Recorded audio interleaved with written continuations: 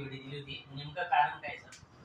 नेमकं कारण असं आहे की दिनांक 20 तारखेला रात्री 8:30च्या दरम्यान एक महिला होती ती तिच्या मावशीकडे गेली होती. मावशीकडे रात्री उशीर झाल्यानंतर त्या मावशीच्या ओळखीचे 2 लोक होते.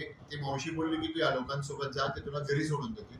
पण त्या लोकांनी घरी न नेता जो खेडी रस्ता आहे त्या रस्त्यावर तिला मागच्या साईडला घेऊन गेले जंगलात भागात, आणि ते 2 भाऊ आणि अजून त्यांचा एक तिसरा भाऊ तिथे बोलवला आणि तिच्यावर अतिप्रसंग केला आणि तिला तिथे मारलं वगैरे. 21 तारखेला ती बाजारपेठ पोलीस स्टेशनला आली.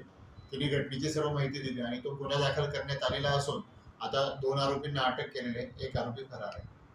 सर, ही घटना जी आपली तालुका पोलीस स्टेशनच्या मागच्या बाजूला झाली आहे, कुठे झाली नेमकी काय?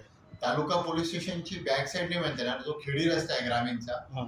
त्या रस्त्याने सरळ आपण पुढे गेलो 1 किलोमीटर 1 ते 2 किलोमीटर त्या भागात ती घटना घडलेली आहे, जिथं एकदम वस्ती नाहीये, काहीच नाहीये आणि त्या भागात पूर्ण जंगल आहे, अशा भागात घडलेली आहे. यामध्ये एकूण आरोपी किती अटक करण्यात आलेले आहे आणि त्यांचं वय काय असेल?